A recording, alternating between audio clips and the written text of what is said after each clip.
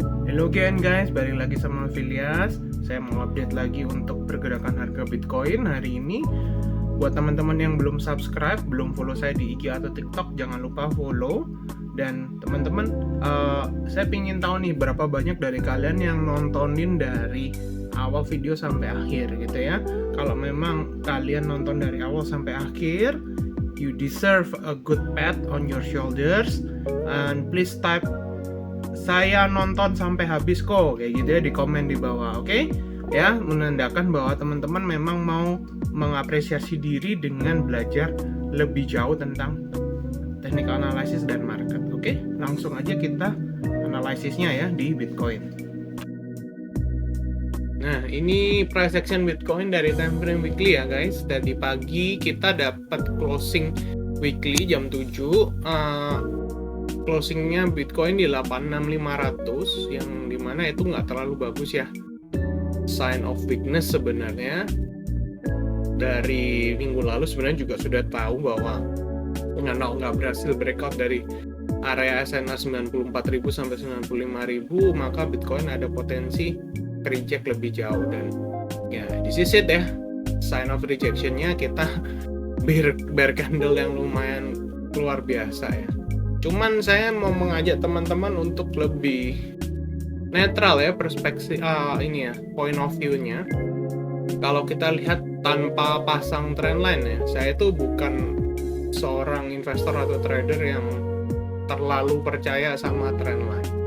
Saya lebih percaya sama horizontal support and resistance gitu ya. Horizontal ini ya itu yang lurus aja, yang bukan diagonal kayak gitu. Maka kita sebenarnya kalau bisa berkaca dari pergerakannya ini, kita ngapain sih sebenarnya? Pada dasarnya Bitcoin ini cuma ngapain sih? Ya nggak kemana-mana sih, sebenarnya cuma ranging aja, sideways aja. Dia itu di range harganya berapa? Dari 85-86 ribu sampai 94-95 ribu. Udah, itu range harga pergerakan harga Bitcoin. Ya kalau kita mau tarik ya kita coba turun ke daily ya. Kita mau tarik, kemarin saya ada beberapa opsi nariknya bisa begini ya, narik begini berarti kita udah breakdown. Kemarin itu kenaikan sepanjang hari Kamis sampai Jumat ya. Ini speaknya Trump di Davos, keluar data PCE itu adalah retestnya setelah breakdown dari trendline terus melanjutkan pelemahan. Tapi kalau kita ngelihat dari sudut pandang yang berbeda, misalnya kita ngelihatnya kayak begini ya.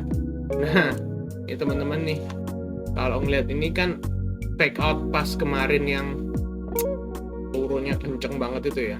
Turun sampai bawah fake out, ini ada candle di sini. Ini wicknya ini kita hubungkan, setiap wicknya dihubungkan maka kita dapat trendline juga sebenarnya. Valid ini dikatakan trendline kalau mau pakai sebagai trendline. Yang which is ya sebenarnya kita masih ada potensi bisa ketahan di sini kayak gitu. Ya buat saya selama SNR 88.000 ya, ini 88 sampai berapa sih? Sampai 85, 86 maybe ya. Itu nggak di breakdown. Sebenarnya masih bisa ada potensi dia lanjut naik. Ya, kita being netral aja, tapi saya juga ngomong dulu ini Bitcoin udah di ujung tanduk.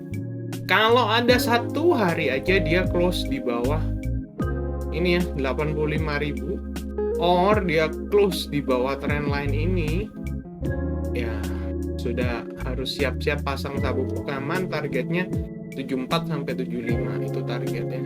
Jadi kalau kita ngukur ya, mungkin yang suka pakai chart pattern gitu kan, ngukurnya gimana, ya udah gini aja ngukurnya.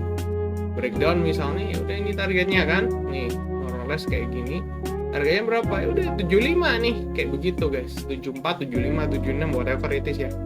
Atau ya pada dasarnya sebenarnya bisa diukur kalau ini memang breakdownnya dari sini yang nggak create high yang lebih tinggi dari 97 kemarin ya. Ini kan kemarin 97.000 tuh. Maka kita bisa tahu potensi koreksinya sampai berapa sih. Potensi koreksinya ya ini nyalain wave 5 gitu guys. Potensi koreksinya sampai 76.900 atau 71.500 tuh targetnya secara EWT. Baru nanti bahasanya ini kan ranging atau sideways ada liquidity sweep baru naik.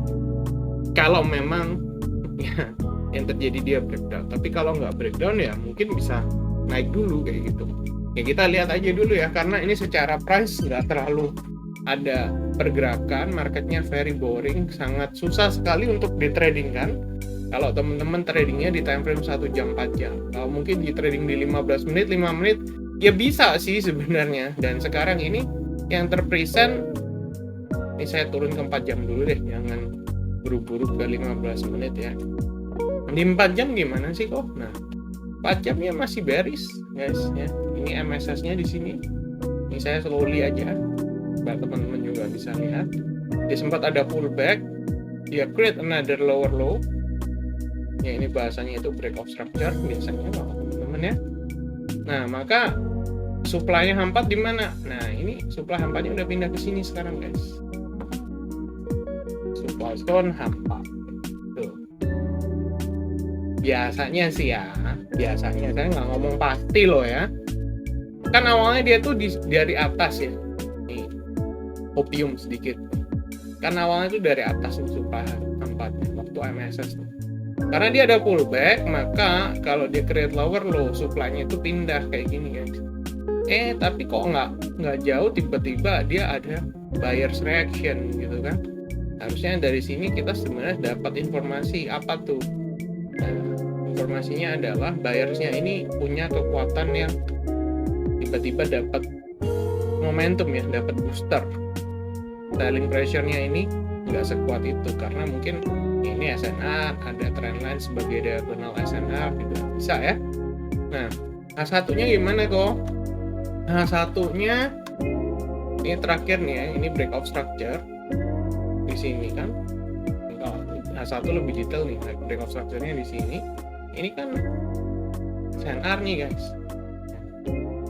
Last time bahkan mungkin di sini deh ya, ini SNR nih. Last time ini kan demand, sempat jadi demand nih.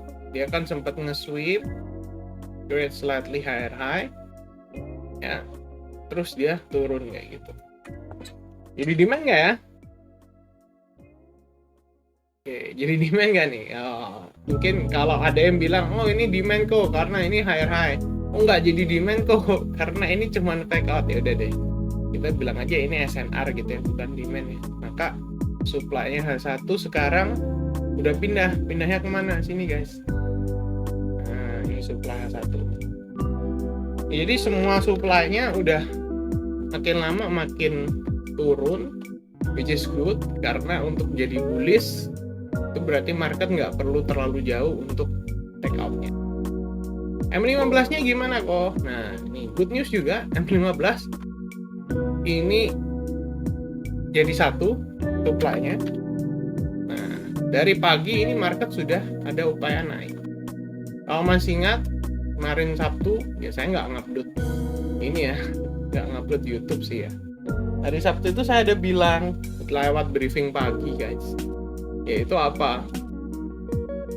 Ini ada potensi kenaikannya itu hanyalah wave day kayak gitu.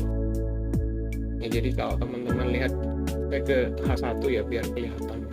Potensi pelemahannya Bitcoin tuh kayak begini. Ini A, ini B, ini C, ini D. Nah, ini nyari E. Nah, kayak gitu teman-teman.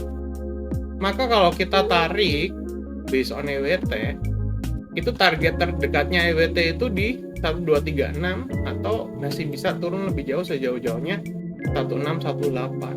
Nah, tadi pagi begitu testing 1236 di area 86200 ini itu ya memang nggak ada kepastian, nggak nge-sweep ya. Ini dia nge-sweep dulu terus tapi naik nih.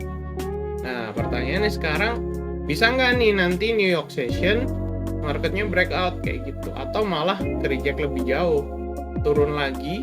Mungkin nggak kok dia turun lagi 1618 baru dia naik. Ya bisa aja guys. Kalau ini turun lagi ya berarti ini supply-nya pindah kayak gitu. Nanti kita lihat lagi gimana pergerakannya di Open NYSE malam ini. Note-nya adalah besok jangan lupa ya teman-teman, besok itu ada si Trump speak. Nah ini Trump. di consumer. Nah ini jam 8:30 Trumpnya mau ngomong tuh ya, hari Rabu dia ngomongnya 2 hari guys, Selasa sama Rabu. Ini di Iowa, nggak tahu ngomongin apaan. Nah itu salah satu catatannya. Hari Kamis tanggal 29, ini berarti Kamis subuh ya, bukan Kamis malam loh. Jadi Rabu malam ke Kamis subuh kalau kita di Indo itu ada FOMC interest rate decision gitu. Oke, ini juga jadi catatan. Terus hari Jumatnya itu ada PPI. Plus satu lagi Jumat dan Sabtu itu ada keputusan US government-nya ini shutdown atau enggak. Nah, ini nih yang jadi agak bikin marketnya agak ya goyang-goyang ya. Ditambah lagi karena semua sentimen tadi, ini goldnya ini luar biasa guys. Yaitu ini saya buka chart gold ya. Nah, gold ini all time high lagi loh, 5.090. Tadi saya juga ada update di briefing pagi. Jadi teman-teman yang belum follow saya di Instagram, jangan lupa follow Instagram, TikTok saya kasih briefing pagi setiap hari 1-3 menit. Targetnya ini nih 5.500 kalau besoknya EWT. Ini gold. Jadi money flow-nya masih di sana kayak gitu. Ada potensi nggak Bitcoin-nya turun? Ya masih ada gitu guys. Meskipun secara EWT ini ada potensi dia bottoming, tapi nggak ada jaminan loh. Selama apa? Selama dia nggak bisa breakout dari supply H1, M15, or even H4-nya. Kalau ada, itu pun dia masih ada proses pullback lagi kayak gitu. Nah, biasanya kalau udah kayak begini, ini berarti proses transisi money flow yang dimana ini sudah ada sideways, liquidity sweep, MSS, dan pullback. Nah, ini kalau iya benar kayak begini, maka kita akan dapat good news, Bitcoin-nya bisa rebound. Kalau tidak ya, another lower low, targetnya bisa ke terdekat di 84.800, atau ya tadi ya kalau udah breakdown bisa juga di follow up sama sellers loh. Sejauh-jauhnya kemana? Ya tadi 74 sampai 75 atau 71, 72 kayak gitu guys. Itu pergerakan harganya. Semoga teman-teman dapat sesuatu, belajar sesuatu. Itu aja yang bisa saya update untuk Bitcoin hari ini ya. Kita tunggu dulu NYSE. Ya, akhir bulan nggak usah terlalu paksakan open trade terlalu banyak guys. Kalau buat yang trading di futures, kalau yang invest ya ini tadi kita sudah lihat di time frame gedenya di daily ataupun di weekly. Yang invest crypto Bitcoin ini mah cuman ranging aja. Ranging itu biasanya adalah fase akumulasi kayak gitu. Fase akumulasi karena rangingnya di bawah kan, bukan ranging di atas kayak gitu. Fase akumulasi biasanya dia ada range yang cukup panjang, ada liquidity sweep biasanya. Bisa iya atau enggak, apakah pasti? Ya nggak tahu gitu ya, suka-suka whales-nya. Kalau dia nggak pakai liquidity sweep, sudah banyak sellers yang jualan dan kebutuhannya sudah tercukupi ya nggak perlu ada liquidity sweep. Tapi kalau ternyata kebutuhannya belum tercukupi, dia harus ciptakan FAT sekali lagi buat drop lebih jauh ya, berarti bakal akan ada liquidity sweep kayak gitu. Itu buat teman-teman yang full di spot, jadi bear with it ya. Jadi kalau nanti masih one more drop, jangan terlalu galau, karena kalau kita normal kita akan ingat bahwa kita itu jualan tuh di harga mahal, bukan di harga murah. Kalau kita udah diskon kayak gini, jangan bingung jualan, bingungnya beli. Kalau takut nggak mau beli, at least jangan jual di bawah. Tunggu marketnya bounce back dulu, baru kita jual agak di atas. Itu note saya. See you again on the next update guys. Jangan lupa klik like buttonnya, nyalain loncengnya, share, repost supaya banyak orang yang tahu informasinya. Gitu kan, semakin banyak yang mungkin pada nyangkut teman-temannya. Nah, nanti boleh pada request nih mau bahas koin apa, nanti saya juga bahas. Oh ya, by the way, mungkin kedepannya 1 minggu ini saya akan coba bikin ya materi basic technical analysis. Bakal saya either post di Instagram, TikTok, atau di YouTube-nya secara lognya kayak gitu. Oke guys, God bless, see you again and bye-bye.